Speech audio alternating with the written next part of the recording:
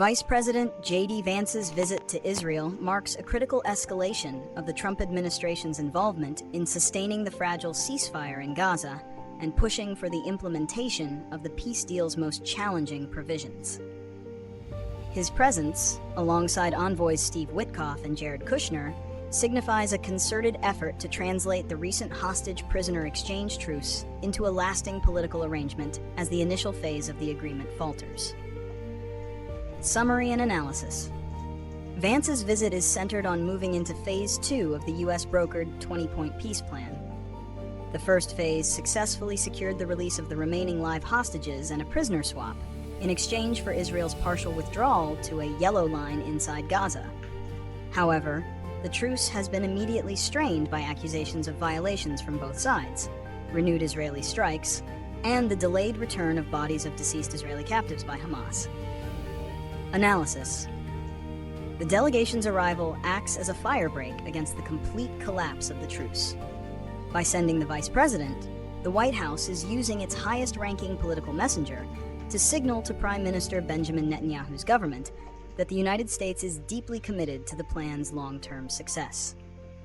The goal is to enforce restraint on Israeli military actions that could derail the truce while simultaneously pressuring Israeli officials to begin negotiating the politically toxic elements of Phase 2. The move also serves to enhance Vance's foreign policy credentials during a pivotal moment on the world stage. Reasons and consequences. 1. Reasons for the visit. Preventing truce collapse. The most immediate reason is to prevent the ceasefire, which began on October 10th, from unraveling following recent deadly flare-ups and the halt of humanitarian aid deliveries. The U.S. sees its top-level presence as necessary to restore compliance. Advancing Phase 2. The core objective is to begin negotiations on the more complicated parts of the peace plan. This includes Hamas's complete disarmament, the formation of a technocratic Palestinian transitional administration for Gaza, and a staged withdrawal of Israeli forces from the enclave. Hostage remains, pressing Hamas via the mediators, Qatar and Turkey, to return the bodies of the deceased captives. Israeli officials have made the return of these remains a precondition for advancing to the next stage of the plan. Defining post-war Gaza governance. The administration needs to establish concrete steps for Gaza's post-conflict future, including which Arab nations will contribute to an International Stabilization Force, ISF, and who will sit on the Transitional Administrative Committee. 2. Potential consequences. Short-term stability. Vance's intervention is likely to temporarily stabilize the situation, leading to the resumption of full humanitarian aid and a reduction in cross-border fire due to direct U.S. pressure on Israel. Political friction in Israel.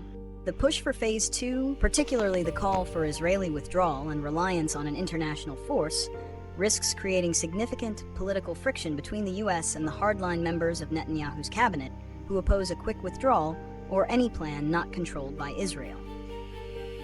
Hamas resistance. Hamas has publicly rejected the key demands of Phase 2, including disarmament and non-involvement in the future governance of Gaza. Vance's success hinges on whether the U.S. and its allies can exert enough leverage, economic and diplomatic, to force Hamas to comply or be replaced. Elevated U.S. role. The visit solidifies the Trump administration's unprecedented high-visibility role as the sole guarantor of the peace process, making the White House solely accountable for the deal's outcome. Prediction and solutions. 1. Prediction. While Vance may succeed in stabilizing the ceasefire and securing an agreement to begin Phase 2 talks, full implementation of the plan will face severe hurdles. Continued resistance. Israel will be slow to commit to a full troop withdrawal, and Hamas will not voluntarily disarm. The fundamental political differences over the future of Gaza governance remain unresolved. Fits and starts.